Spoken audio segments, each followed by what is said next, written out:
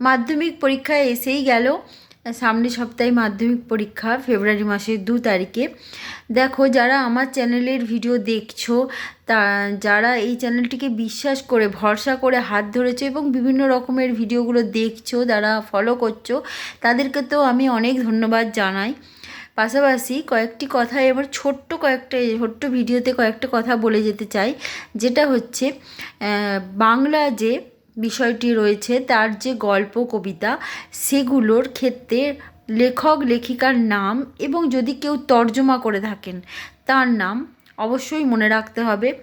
লেখক পরিচিতি কিন্তু একটু চোখ বুলিয়ে যাওয়া দরকার আছে। আচ্ছা, এবার হচ্ছে ম্যাক্সিমাম শর্ট কোশ্চেনগুলো আসে কে বলেছে, কেন বলেছে, কখন বলেছে, কোথায় বলেছে, এই সম্পর্কে। তো সেই বিষয়ে গদ্য পদ্যগুলো ভালো করে রিডিং করা কিন্তু খুব জরুরি।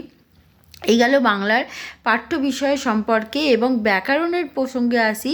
ব্যাকরণে কিন্তু আমি বলে দিয়েছি যে 50টা মতন কোশ্চেন দিয়ে দিয়েছি, যে কোশ্চেনগুলোর বাইরে কিন্তু কিছুই আসে না, ঠিক আছে। যেখানে যেমন তির্যক বিভক্তি কাকে বলে, সমধাতুজ কর্তা কাকে বলে, সমধাতুজ করণ কাকে বলে, নিরপেক্ষ কর্তা কাকে বলে, সহযোগী কর্তা কাকে বলে, ব্যতিহার কর্তা কাকে বলে, তারপরে করণের বিপসা কী, এগুলো সব আমি বলে দিয়েছি। যারা ভিডিও ফলো করছো তারা অবশ্যই জানো। এবং সেখানে অ্যাক্সেস দ্বন্দ্ব কাকে বলে, এগুলো কিন্তু আসে, ঠিক আছে। আর অলুপ সমাস বলতে কি বোঝায়, এই সমস্ত কিন্তু আসে। আর প্রয়োগ তো আসেই, ঠিক আছে। সমাস কারক হেনতানো। আচ্ছা, সাম্প্রতিক ঘটনা নিয়ে প্রতিবেদন আসে, সংলাপ আসে। আর রচনার ক্ষেত্রে অবশ্যই যেটা হচ্ছে আসে তোমার যেটা পরিবেশ সংক্রান্ত বিষয়, তারপরে যেটা পরিবেশ দূষণ হেনতেন বিজ্ঞান সংক্রান্ত বিষয় আসে। আর আত্মকথা আসে, যদি করে থাকো অবশ্যই সেগুলো পেয়ে যাবে কমন হিসেবে।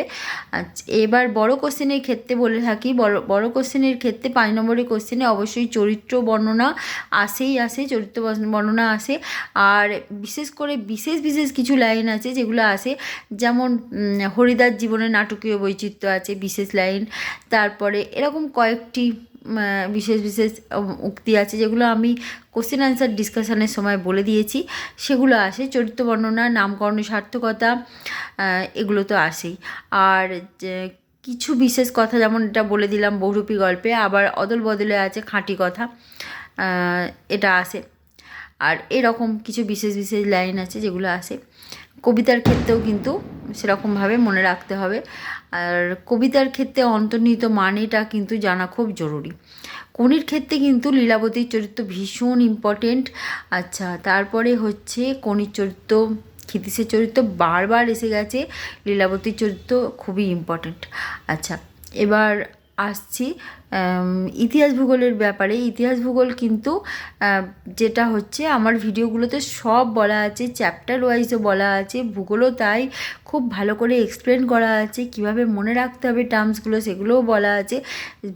ভিডিওগুলো যারা ফলো করেছো তাদের জন্য অবশ্যই আমি বেস্ট অফ লাক জানাই, তাদেরকে ভালোই হবে তাদের।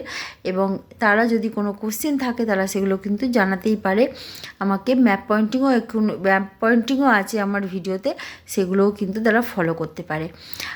পরীক্ষার জন্য বেস্ট অফ লাক, সকলের পরীক্ষা ভালো হোক এই কামনা করি।